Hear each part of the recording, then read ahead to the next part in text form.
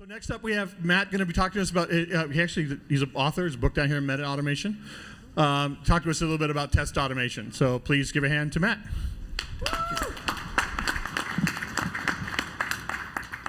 Thank you, Ken. So those of you who come from out of town to visit Seattle, you notice that this talk begins at 4:20, but we do not have any edibles to share. I'm sorry about that. But I will be talking about MetaAutomation. This is my labor of love. I've been working on it for years about doing software quality faster with greater visibility and actionability to ship software faster at higher quality. And I've been working on it for years. I'm happy to present it to you because I think it's the way that DevOps can be much better at what they do. So here's the plan. It'll be a brief introduction, talk about DevOps and how my work relates to you guys, can help you.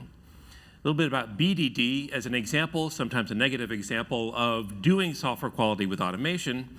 MetaAutomation, I've abbreviated MA, as I often do, and we'll have some time for QA at the end. However, if you have questions, please do ask, because sometimes I find, especially compressing this into 20 minutes, there will be some stuff which is fairly open-ended and a little abstract. Please ask me. If something I say is not clear, you're not the only one wondering, what is he talking about? Please ask. I have 4 books to give away to people who ask good questions. So please ask away. I'm happy to interrupt the talk for questions and see if I can work that into how I present the material. So what we're all trying to avoid is this. And this is what DevOps is about. We don't want customers having bad experiences with our product after we ship. Now, this is not all that quality is about. Quality is hard almost precisely because it's so open-ended. It's very much a open-ended pursuit. It's even harder than being a developer, and I've been both. So it's like in a wide open field, actually, and that's why I got involved, because there are some very difficult problems for me to solve. I think I solved them.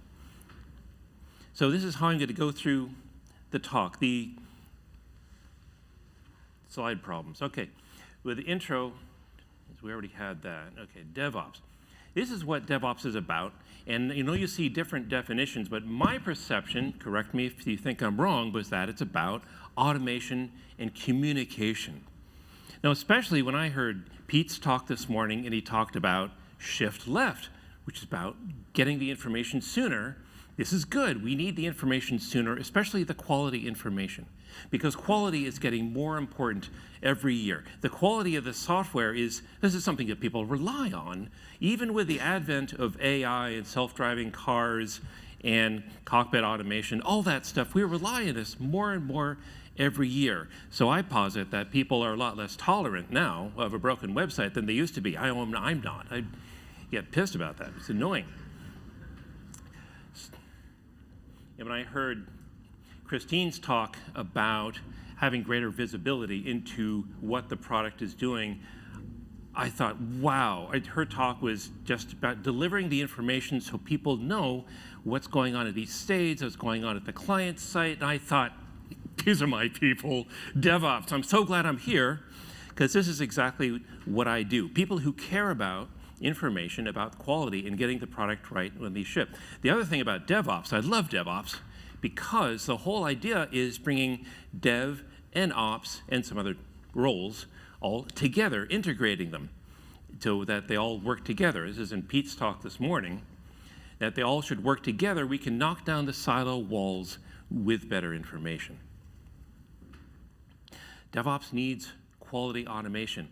So the thing is about quality automation, now I invented that term, as far as I know. I came up with it and nobody else was using it. I since have heard it and thought, well, was that me? The thing is that it is related to the common practice, which I often refer to the annoying air quotes as test automation, but that's not a very good term to use. I think that's a historical accident, because people think now that when I'm doing manual test and now you can automate that, no, it doesn't work very well. Or that the automation is something that increases the productivity of the testing QA team alone, and everybody else is kind of on their own or whatever, they're waiting on the QA reports. But that's very limiting, and I know DevOps has moved way beyond that in terms of having the groups work closer together. And so when I say quality automation, it includes delivering information all across the business to dev and test and QA and ops and anybody else on the team that cares about quality, virtually anybody. And so there is a way to do this, actually. And unfortunately, in this limited time, I can only get into that very briefly.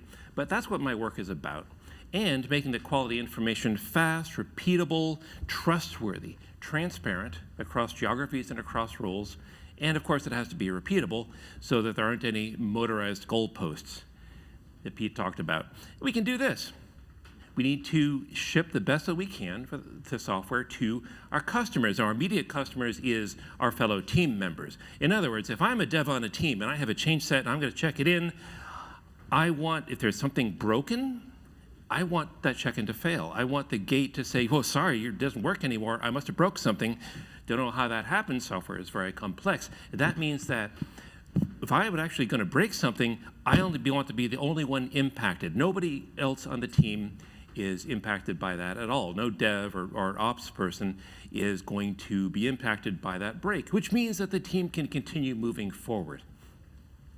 I like unit tests. Unit tests are good. They're not sufficient, though. You do need integration. I like bottom-up testing, personally. When you have all the dependencies in place and you start from the bottom, you can leave out the GUI, because that's expensive to automate. But you can do the other parts first, because that's where most of the quality risk lives. So BDD is what was recommended in the Fowler, the book that was highlighted. I forget, it's probably more than one DevOps group. The BDD and Gherkin automation is very popular right now. I think it gets some things right and some things wrong. And I'm going to harsh on it because, BDD, behavioral driven development. It's a whole methodology of software development and communication around the team. But in terms of automation for quality, BDD means, well, this is how we set up our given when then statements and use that to drive the product with automation. So it's a way of approaching the automation part of the quality, or what people call test automation. And that's BDD, or at least my part of the BDD that I worry about. This is what it gets right. The preconditions are isolated, and that's smart. The preconditions before your quality measurement are isolated. That's a really good idea. Having cross-role visibility into what it is you're measuring, what's the question that you're asking about the product, that's a good idea. Having your checks be simple, that's a good idea also. Have the checks be independent of each other, that's in there too, in the Cucumber book. And the idea of living documentation, the idea that we can run our automation and then we have living documentation that talks about the product. I think the idea is a good one. The implementation sucks. But the idea is a definite way that we should go in terms of having visibility around the product. There's actually a much better way. I can only skim over that, I think, in this time, but whoops, here we go. I don't know how that happened. Okay, this is what it gets wrong, though. And the reason I'm harshing on BDD is to use this as a negative example so that if you're using this and you can improve parts of it and be aware of some things that you might do better. It also applies to different methodologies for using automation for quality when you're deciding whether or not to promote that build. So BDD gets wrong. It's really complicated. There is, between those given when then statements and the product itself, first there is a custom language. You have to make up the given when, then, and what is your business-facing language. And then you have a parser interceding, and the parser has to parse through that, and then find the methods to run based on files that are off in a directory someplace. And then you have the implementation, too. It's not really trustworthy because there are all these layers interceding, and it's not really transparent either. So it's complicated because of the custom language. If the parser has to choose what method to run, it might be the wrong one, might not know, and another language to implement the method. So this could be Ruby is what they recommended. Ruby is especially lossy language because it's a script. It was designed to drive the product. It's not designed to get information back to you. Not trustworthy when the wrong code block could execute. You might never know. Ruby's very lossy. Actually, and I've experienced this myself using Robot Framework also. There are methods which you implement with a code behind, but you don't know what that code is doing. if you don't debug through. Even at debug time, it could be doing something different because the timing is very different, and so you don't really know. It's not transparent. So this is what happens. When you're driving the product with automation, it's good to get the information back from the product as to what's going on, but you don't have access to that information because the tooling doesn't have the capability of keeping track. And so you end up with this. You're dropping this information on the floor, which has business value if you could preserve it. But you're not preserving it, you're dropping it. So I started on MetaAutomation several years ago before encountering all of these things. It was an ideal solution that I sought to this problem of how do we get the information back. I realized the information of driving the product has business value. It's good for us to know generally and have visibility, but also to use automation to make it faster, the communication faster around the team, so that we can know exactly what's going on and have the checks, the gated check-in, for example, be faster than it would be otherwise. So the next slide is very complicated. It's actually from my book. It's also on my website, at MetaAutomation.net. Please don't worry about the fine print. I will just go through 3 parts of the slide that I'd like you to know about my way of looking at software quality with automation that is fast and repeatable. And I invented the pattern language. The patterns I did not invent. I discovered those. But the important thing about this slide, the upper boundary here faces the business, and that means the people of the business. And with DevOps, it means the processes of, do you decide to promote this build or not? That's part of the business processes that the quality automation, quality management faces, and that interface up at the top. Now down at the bottom is a technology interface, and that's the part where it drives the product and measures it, gets the results. And this is why I actually bring very close to the product what we're doing, because it's not lossy. We don't lose any information about what's going on.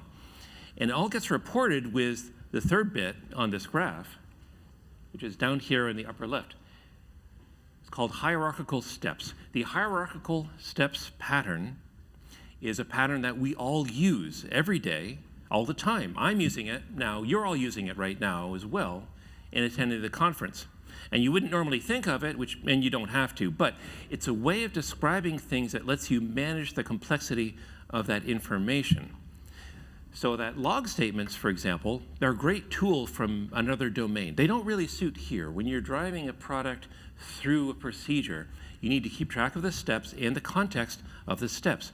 The hierarchical steps pattern does that and enables me to record all the information in the automation that's driving the product. So if you'd like to see this in action, I have 3 samples on MetaAutomation.net. They're actually served up on GitHub, and they show how you can implement this. And when you drive your product, you get all the information back. Now, I use XML because it's the most powerful way I can do this. It's very suited for purpose with XSL and the XSD and all that stuff. But JSON would work as well, or the other languages. It's a way of bringing structure. Actually, that same structure that Christine Yen was talking about, when you want to find out what's going on with your product, we have to take some of that information and put it into a structure. Because, and I think as she put it, log statements suck. So moving away from those. Hierarchical steps means that nobody has to go and ask the QA role, what's going on with this check? Actually, it's very clear. You can go on an internet site and drill down from the top, the business-facing root level and down node, and down into the business-facing ones down at the bottom, and find out what's going on with the technology-facing interface. You know exactly what's going on, and the timing, milliseconds to completion of every step. And so that's enables you to do analysis for performance later on. Do you feel good about your automation? I would hope so, because now you have complete visibility into what it's actually doing. What does your automation miss? And people who are doing any manual testing, they need to know this, because they need to know, well, what part is not actually verified by the automation for the product? What do I need to go through and do the sanity checks? And now you know exactly, in addition to the stuff that really can only be manually testing, like some localization, but any bit of functionality that isn't actually automated yet, you probably want to know about it. But the other stuff, you're very confident that the automation has verified it, because you know exactly what it's doing. And would you please take me off the spam lists? I have a special trick for this. If you get notifications, and maybe you have a rule to put them in a folder about all that the automation has been doing with a product, you probably never look at those. You know, I don't really care that much. It's so much, tons and tons of information, and I don't want to interrupt my workflow to look at what's there. One thing you can do if you have better information from the product is direct those notifications. If you need push notifications, it's emails mostly, then you can figure out, well, based on the root cause of the failure, which is encoded here, according to where in the hierarchy, what failed, not just exception trace, but what led up to that.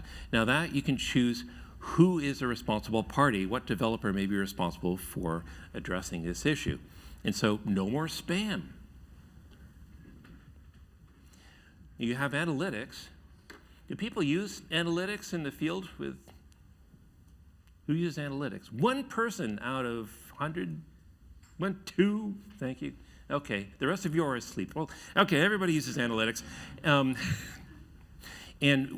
you couldn't really use this with automation in the lab or before you ship because, or at least, well, you can, but you don't have a place to put it in the automation. When you have a hierarchy of these are the steps of the product, you have at least potentially placeholders in order to put those analytics in, and they can augment your knowledge of what's going on with the product. Again, what Christine Yen was talking about, now you have better information of what the product is doing. If you hook up those analytics, you can even do it asynchronously.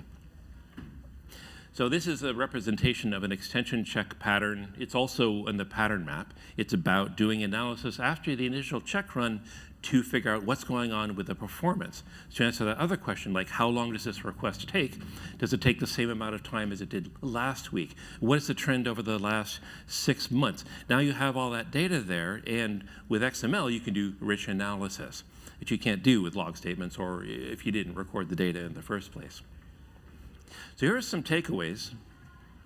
First, have QA make optimal behavior checks of the product. They need to be simple, they need to be focused, and if possible, make them independent of each other. I know this is a challenge for some people if they start with a different system, but having the checks independent of each other means that you can run them in parallel and theoretically scale the check run so you can do it much faster. And remember, in terms of that shift left again, getting that information faster is very valuable. It reduces your quality risk. It makes it easier to fix things if they need fixing and lower risk again.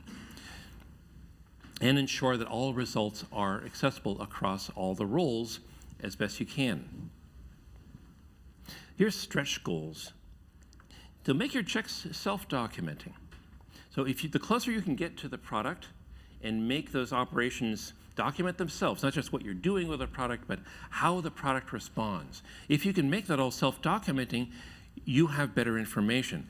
You don't have to rely on debug sessions and blind hope that I hope this is the same thing that happens at runtime now that I'm debugging through. Now you have runtime self-documenting. Also, if you test in production and then you get the information back from that, that includes the information as well of what you're doing with the product. There's a lot of information there that if you can save it, it can help you guys be more productive in DevOps, but for the whole business as well. Trustworthiness, for the same reason, when you have the checks be self-documenting, they are more trustworthy. And other techniques of making quality faster. For example, isolating the preconditions and having a precondition pool is one of my patterns, or running the checks in parallel, of course, having a smart retry, another pattern, which if you have detailed information, you can do all this stuff. So the reason these are stretch goals is that it's not trivial. This is not easy to implement, actually, but you can, if you wish, look at the code samples in MetaAutomation.net and adapt them to your product and say, hey, well, you can try this out in terms of doing it faster and getting better information back. So in the advent of AI, I think in 10 years, AI will be really good at finding bugs if your product isn't too weird or unusual, and it'll be good at generating test cases. But for both those things, it'll need help from a person because it has to be a person with emotional intelligence to figure out what's really important here. So you still need better data, and AI can benefit from this too, which is why I'm confident about this trend. Getting better data which is exactly what DevOps is all about, getting better data that can help us be more productive. Okay, so we have time for questions. 10 minutes. Oh, I got prepared. Nobody's question? Okay, so, I'm sorry? Yep. Analytics, yep. Oh, I'm sorry. Hi. You explained, you mentioned that Ruby was lossy. I was just trying to understand why that is. Oh, why is? And then Okay. What is a better alternative? Okay, why is Ruby lossy? And okay, it's a personal thing that I have an intense dislike of Ruby. But for your information, no, because I had to learn it because it was legacy. It's lossy because it's very poor for saving the information. It's partly object oriented, not very. And I prefer to have a compiler on my side, which means that if I do something dumb, I want the compiler to tell me so I know right away. It's not even going to build. And so for that, you need strong typing. But I think that script has very good uses for small, like 100 lines of code or less, or if deployment is trivial, then I think script languages are very useful. But Ruby, I struggled with it. I had a bad experience. I find it poorly designed. The guy who invented it, what he was trying to do is make something that was easy to use. And partly he succeeded, but he succeeded by muddying up the syntax, and I was very confused using it. I actually lost 15 minutes of time on the job once because of Ruby, because it's a script language. I fat-fingered something. 15 minutes later, failed. Now, a compiler would have told me right away. Oh, good. Well, good. Yeah, it was a good motive. I mean, the guy who invented it, he had good goals he wanted to make it easy to use, very learnable. Got to respect that. But I don't think it works very well. For an alternative, I like C#. If you wanted real time, you could do C++ or C with a C++ compiler, which I've also done. I like C# or any .NET language because it's a lot like Java, but better designed and more modern. And it also is platform independent to an extent. So I like C#, also because I started with C. That's what I first learned. And C# uses a lot of the similar syntax, but it really is object-oriented. And unlike Java, it'll do runtime typing for you. It'll do a lot of really cool stuff. Java maybe, I'm not keeping track of Java. I haven't used it in years, and so that may also change. But I don't know. I think Java and C# are two options for fully powerful language. And just a second, there's another question back there, but I just want to say that I actually looked into what languages could I implement my samples online, what languages could I possibly use? And I thought, well, people really like Python. Python is very popular, supposed to be popular. Can I use this? So I talked to a Python expert, long conversation, and the short answer is no, it doesn't work because you don't have the synchronization capabilities and threading and exception handling as with C#, which is the stuff that I need for my samples. You don't necessarily need for your automation. But that's my take on C#.